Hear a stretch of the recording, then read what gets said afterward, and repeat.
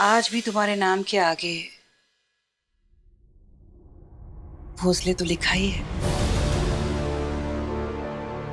ये सरनेम इस्तेमाल करने के लिए आज भी मुझे लोगों को जवाब देने पड़ते हैं।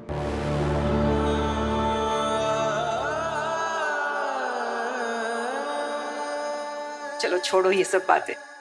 मैं तुम्हारे लिए घर से खाना लेकर आई हूँ, जल्दी से खा लो। तुम सुबह से बहुत बिजी थी ना। चलो चलो। हाँ,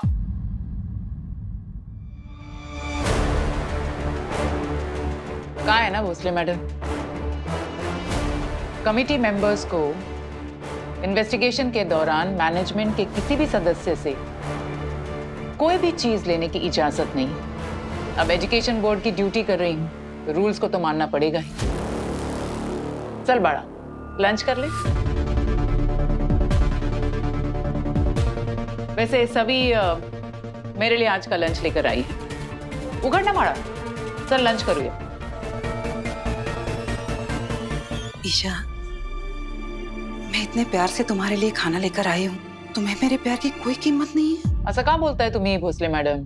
आज तक आपने मेरे लिए जो जो प्यार से किया है ना, उसके लिए हमेशा ही मैंने बहुत बड़ी कीमत चुकाई है। पुरानी बातों को मन में नहीं रखना चाहिए। ऐसे ही आर्टिकल्स लिखती रहती हो ना तुम। और देखो, तुम अपने मन में कितना कुछ भर कर बैठी हो। इतने साल हो गए ईशा, तुम जरा भी नहीं बदली। बदली हूँ, इसीलिए यहाँ बैठी।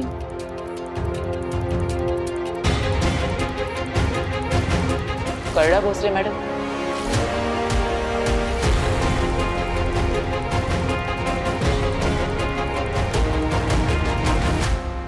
मैम आप नीचे से आइए ना, बहुत गर्मी, आप पानी पी लीजिए प्लीज। थैंक यू बड़ा। काय मैडम, खूब काम है। आपको अगर कोई और काम नहीं है तो आप जा सकती हैं, क्योंकि मुझे बहुत काम है। नमस्कार।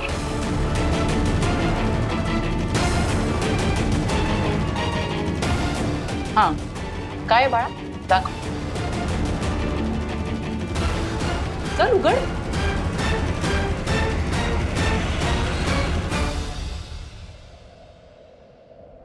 बोला था मैंने सुरेखा को कि उस औरत को मिलने मत जाना, वो अपमान के सिवा कुछ नहीं मिलेगा। लेकिन सब अच्छों को तो सब अच्छे लगते हैं। पहुंच गई मिलने उसे। उस औरत ने तो मुझसे भी ठीक से बात नहीं की। मैंने क्या कुछ नहीं किया उसके लिए।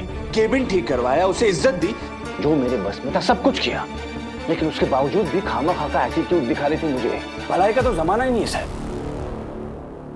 हक्का साहब, आपको वहां पर जाने की जरूरत क्या थी? इतनी दूर से आई थी, इसलिए टिफिन लेकर गई थी। सोचा था कि घर का खाना खिलाऊंगी उसे। जैसी भी है तो मेरी देवरानी है ना।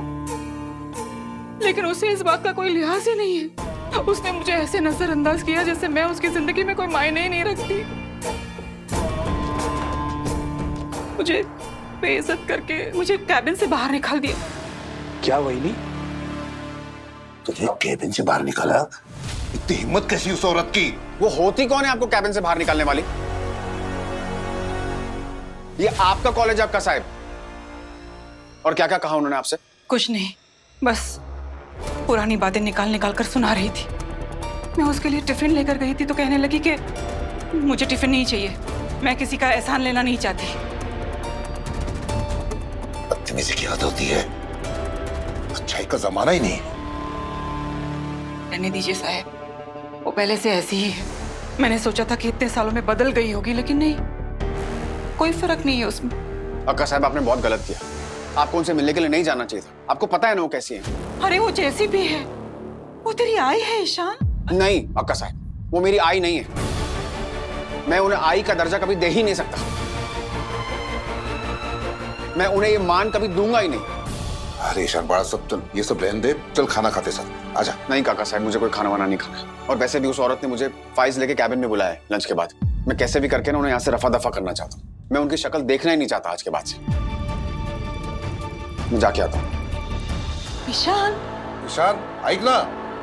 अरे वाह सभी, मस्तच जादू है तेरे हाथ में। Thank you ma'am. एक बात कहूँ, मैं जब ईशान सर के घर पर थी ना, तब शिखा आंटी और अस्मिता आंटी है ना, उन्होंने बहुत अच्छे से मेरा ख्याल रखा। वो आज भी आपको बहुत मिस करती है। कह रही थी कि उन दोनों को आपसे मिलना है। मैं भी उनसे मिलना चाहती हूँ सभी। शिखा से तो मैं कभी मिली नहीं, लेकिन अस्मिता से मिले परसों हो गए। मैं भी उन्हें बहुत मिस करती हूँ। पता नहीं अब कब दोबारा मिलूंगी उनसे। ये रही मेरे डिपार्टमेंट की फाइल्स।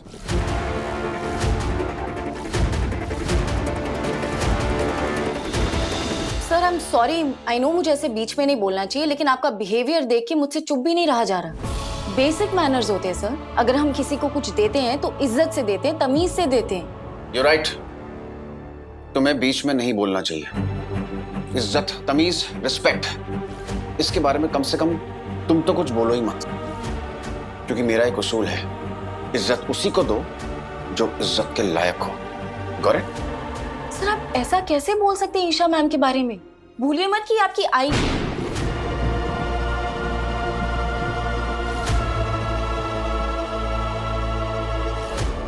मेरा मतलब है कि ये आपसे बड़ी है। प्लीज भूलिए मत सर। उम्र में बड़े होने से कुछ नहीं होता, सोच बड़ी होनी चाहिए। इज्जत उसी को दी जाती है जो दूसरों की इज्जत करे, और मैंने तो कभी नहीं देखा इन्हें कि ये रिस्पेक्टफुली किसी और से बात कर रही है। सर जरूरी नहीं है कि जो हम नहीं देखते वो कभी हो ही ना। कौन हो तुम? नहीं, हो कौन तुम? यहां पे स्टूडेंट हो ना, और मैं इस इंस्टीट्यूट का डायरेक्टर। तो आइंदा से मुझसे इस तरीके से बात करने की जरूरत नहीं है। तो मुझसे बहस करने की बदतमीजी दोबारा मत करना। और भूलो मत, ये तुम्हारी टीचर जो है ना, यहाँ पे सिर्फ 2 दिन के लिए, लेकिन तुम्हें मेरी शक्ल पूरे साल देखनी है। नहीं भूली हूँ सर। आई नो आप इस कॉलेज के डायरेक्टर हैं और ये पूरा साल जाने अनजाने में आप मेरी जिंदगी का हिस्सा रहेंगे, लेकिन ईशा मैम और मेरा रिश्ता साल 2 साल का नहीं है, जिंदगी भर का है। इसीलिए मेरे सामने कोई भी इनकी डिसरिस्पेक्ट करे, ये मैं बिल्कुल भी बर्दाश्त नहीं करूंगी। सभी बस पढ़। लंच हो गया ना? तू जा, क्लासेस का टाइमिंग भी हो गया है। जा बड़ा। अगर मैंने ज्यादा बोल दिया हो तो आई एम सॉरी सर।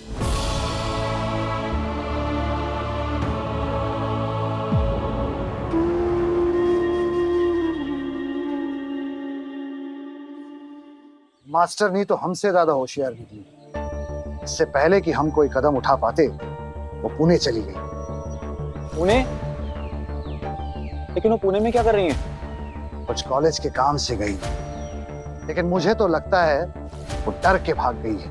अगर यहाँ रामटेक में रहती तो उसे पता था कि उसे उसके किए की कीमत चुकानी पड़ती, इसीलिए डर के भागी हुई। पहले उसने मेरी बहन को भगाया, फिर अब खुद पुणे भाग गई।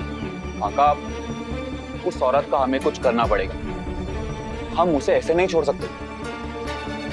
वो इसकी टेंशन मत ले। वो मास्टरनी दुनिया के किसी भी कोने में क्यों ना चली जाए, मैं उससे निपट ही लूंगा। उसकी वजह से आज मेरे बेटे का ये हाल हुआ है। मजाक बना के रख दिया उसने मेरे बेटे का। छोड़ूंगा नहीं मैं उसे। लेकिन अब उसका पुणे में क्या ही बिगाड़ सकते हैं? वो अभी बच्चा है और थोड़ा कच्चा है। मैं इस खेल का पुराना खिलाड़ी हूं और ऐसे कई पेशेवर खिलाड़ियों को जानता हूं जिन्हें पैसे दो तो वो दूसरे शहर क्या, दूसरे देश में जाकर भी बहुत कुछ कर सकते हैं। तू बस देख अब मैं क्या करता हूं। ये सारे फाइल्स चेक करने में थोड़ा टाइम लगेगा मुझे। You okay with that? हाँ। ये लीजिए मैडम, मस्त मस्त mango mastani. Thank you so much Shukla ji. 1 minute.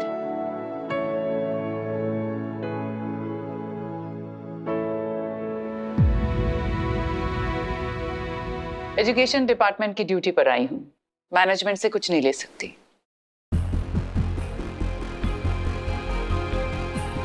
Thank you. Thank you madam. हाँ?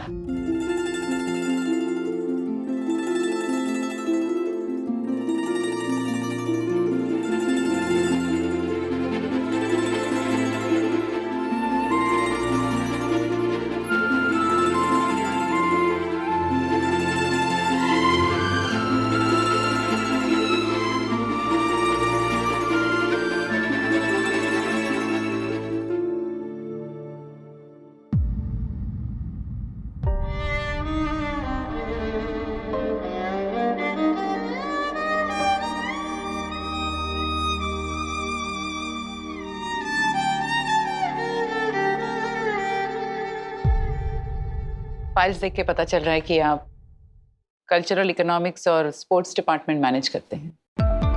जी। पर एजुकेशन बोर्ड का नियम है कि आपको कल्चरल इवेंट्स साल में एटलीस्ट 3-4 बार करनी चाहिए, लेकिन फाइल्स देखकर मुझे ऐसा नहीं दिख रहा। क्यों?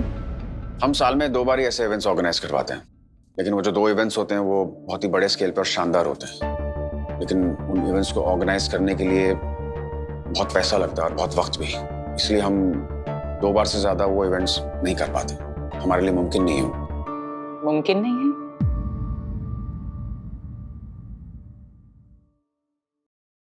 मुमकिन तब नहीं होगा जब भोसले इंस्टीट्यूट अपने आप को एजुकेशन डिपार्टमेंट से ऊपर समझता। मैं समझाती हूँ आपको। मेरे पास ना ये ब्रोशर है, इसमें कल्चरल इवेंट्स के लिए गाइडलाइंस हैं। इस ब्रोशर में साफ लिखा है कि साल में 3 से 4 बार कल्चरल इवेंट होना चाहिए। यहाँ ये भी लिखा है कि कल्चरल इवेंट ग्रैंड स्केल पर करने की कोई जरूरत नहीं है। आई मीन कॉलेज को प्रोफेशनल कोरियोग्राफर्स और ऑर्केस्ट्रा हायर करने की कोई जरूरत नहीं है। ये सब करने में काफी फंड्स लग जाते हैं और फिर फंड्स को रिकवर करने के लिए आप स्टूडेंट्स को दुगना दाम लगाकर टिकट्स बेचते हैं। ये कल्चरल इवेंट्स स्टूडेंट्स की पर्सनल ग्रोथ के लिए है, इंस्टीट्यूट के बैंक के ग्रोथ के लिए नहीं।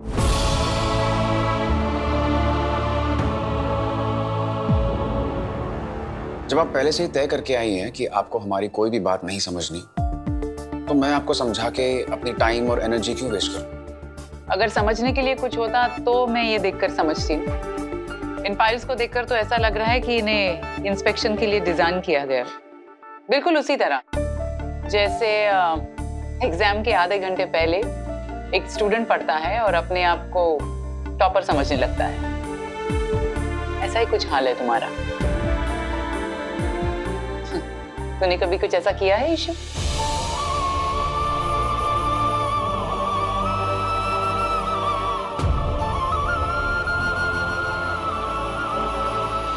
ना वो मेरी बातों से पिघली, ना आपकी बात माननी है। अब हम क्या करेंगे? सभी के हॉस्टल रूम के बारे में कहा था, क्या हुआ? वही नहीं, मैं बंदोबस्त कर तो बहुत जल्दी हो जाएगा। मैं अभी उससे मिलने गई थी ना, सभी भी वही थी। दोनों बहुत करीब है एक दूसरे के, बिल्कुल माँ बेटी की तरह। मुझे ऐसा लगता है साहेब कि सभी जवानी वो जरिया है जिसकी वजह से ईशा हम पर कोई एक्शन नहीं लेगी। अगदी बरोबर। इन दोनों में प्रेम तो बहुत है, बहुत ज्यादा, लेकिन प्रेम कमजोरी भी होता है और ताकत भी। इस सभी को हम ईशा की कमजोरी बना सकते हैं 100% सांगते मी। निश्चित काम कर, कैसे भी करके उस ईशा को नॉन टीचिंग स्टाफ और टेम्पररी टीचर से दूर रखना। साहब आप बिल्कुल चिंता मत कीजिए, मैंने एक आदमी को उनके पीछे लगा दिया है। उनकी एक एक गतिविधि का पता चल रहा है मुझे, उनके एक एक मूव की खबर है मुझे साहब। सभी के खानदान की जो डिटेल्स मांगी थी उसका क्या हुआ? साहब कल तक सभी और उसके पूरे खानदान की जन्म कुंडली आपके हाथ में होगी, ये वादा है मेरा। अरे निशी, जो करना है जल्दी कर, समय नहीं है। आज की रिहर्सल में तो मजा ही आ गया, लेकिन अभी भी कुछ सेट नहीं है। 2 दिन में कैसे तैयारी होगी? जब टाइम कम हो ना तो हार्ड वर्क नहीं स्मार्ट वर्क किया जाता है। जो गाने में हम प्रैक्टिस कर रहे हैं बार बार वही सुनो, सोते जागते देखना कितने फटाफट सारे स्टेप्स याद हो जाएंगे। अच्छा सुन, हम कैंटीन जा रहे हैं, चलेगी? नहीं एक्चुअली तुम लोग जाओ, मुझे ईशा मैम से मिलना है, मैं देखती हूँ उनका काम खत्म हुआ है कि नहीं। ठीक है? ठीक है, कल मिलते हैं, बाय। अरे बाप रे, अस्पताल ले जाना पड़ेगा? अच्छा सुनो चिंता काहे कर रही है? तुम्हारी चिंता करने से ठीक हो जाएगी अम्मा। अकाउंट्स डिपार्टमेंट में बात करते हैं, एडवांस मिल जाएगा। नहीं एडवांस मिल गया तो हो जाएगा अम्मा का इलाज। अम्मा का प्रबंध ध्यान रखो। क्या हुआ शुक्ला दादा, सब ठीक है? सब ठीक है चौहान। आई एम सॉरी दादा, आपको फोन पे बात करते हुए मैंने सुन लिया। घर पर कोई बीमार है? हाँ, गांव में अम्मा की तबीयत खराब हो गई है, उनको अस्पताल में भर्ती करना होगा, उसके लिए पैसे की जरूरत पड़ेगी। दादा मैं कोई मदद कर सकती हूँ? तुम तो खुद ही यहाँ जैसे तैसे गुजारा कर रही हो, तुम परेशान मत हो। हम अकाउंट्स डिपार्टमेंट में जा रहे हैं, कुछ ना कुछ तो इंतजाम हो ही जाएगा। वैसे तुमको मैसेज मिला? कौन सा मैसेज? थैंक यू ईशांश, आपने सारी इंफॉर्मेशन बहुत सच्चाई से पेश की। I really appreciate. ये मेरे संस्कार हैं। जो मेरी अक्का साहब ने मुझे दिए। उन्होंने मुझे हमेशा सच बोलने की सीख दी है। उन्होंने ही मुझे पाल पोस के बड़ा किया, और आज मैं जो कुछ भी हूं उन्हीं की वजह से। तो अगर आपको थैंक यू बोलना है ना, तो आपको उन्हें बोलना चाहिए। Thank you. मुझे अपना कीमती टाइम देने के लिए।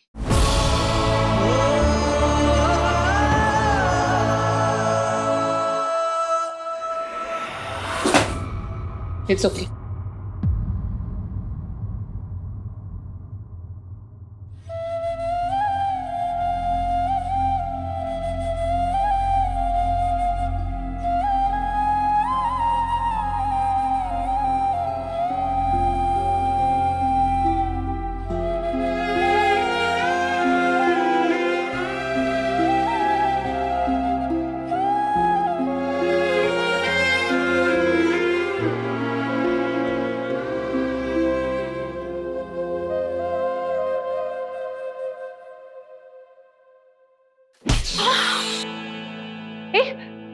I'm so sorry, sir. I'm so sorry. ध्यान नहीं गया। सभी काय करतेस तू? I'm so sorry, मैंने देखा नहीं सर। यहाँ से आ रहे थे, मैं यहाँ से आ रही थी और बूम। एक मिनट बड़ा।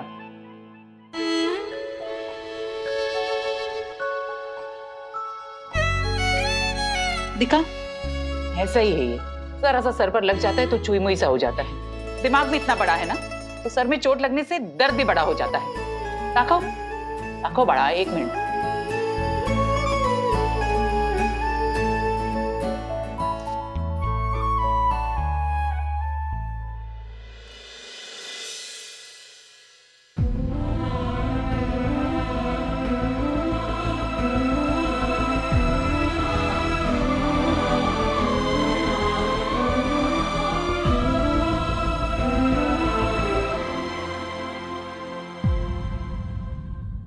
Thanks but no thanks. मैं अपना ख्याल खुद रख सकता हूं,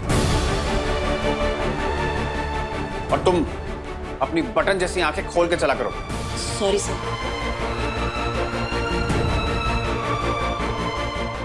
सो सॉरी मैम, मैंने देखा नहीं। तुझे लगी तो नहीं ना? नहीं, मैं ठीक हूँ। तू भी इतनी स्पीड में आई ना? इतनी हवा हवाई बनकर कहाँ से आ रही थी तू? वो एक गुड न्यूज देनी थी आपको। मेरे रहने का इंतजाम हो गया, हॉस्टल में रूम मिल रहा है मुझे। अच्छा। एक और गुड न्यूज है। शुक्ला दादा ने मुझे अभी कहा कि मैं अकाउंट्स डिपार्टमेंट में जाऊं। मैं जब वहां गई तो मुझे ये पता चला कि जो मेरी स्कॉलरशिप एक्सपायर नहीं हो गई थी, कॉलेज वाले उसे बहाल कर रहे हैं। थोड़े दिनों में मुझे रूम भी अलॉट हो जाएगा। अब कम से कम मेरे वजह से हरिणी ताई को तो कोई परेशानी नहीं होगी। आप देख रहे हो मैम, आपके आते ही मेरी सारी प्रॉब्लम सॉल्व हो गई। यही बताने के लिए तो मैं आ रही थी, फिर सर से टकरा गई। आखिर ये हो क्या रहा है? आज मुझसे सब अच्छे से बात कर रहे हैं, सभी को अचानक से हॉस्टल रूम भी मिल गया है, इसकी स्कॉलरशिप भी बहाल कर रहे हैं। कुछ सुरेखा बहनी मेरे लिए टिफिन लेकर आई थी, निशिकांत भी मेरी खूब खातिरदारी कर रहा था। सब एकदम से अचानक 360 डिग्रीज पलटी क्यों मार रहे हैं? नहीं, ये सब इत्तेफाक तो नहीं हो सकता, कुछ तो गड़बड़ है। क्या हुआ मैम, आप इतना क्या सोच रही हैं?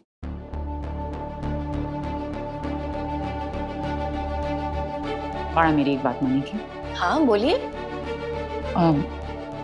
तू अभी हॉस्टल के रूम में शिफ्ट मत होना, कुछ दिन रुक जाना बाड़ा। मुझे कोई प्रॉब्लम नहीं है मैम, लेकिन आप ऐसा क्यों कह रही हैं? क्योंकि कुछ बातें ऐसी हैं सभी जो तुझे अभी समझ नहीं आएंगी। वो तू मेरी स्टूडेंट है, हम एक दूसरे के बहुत करीब हैं, तो हो सकता है कि मुझे नुकसान पहुंचाने के चक्कर में कुछ लोग तुझे भी नुकसान पहुंचाए।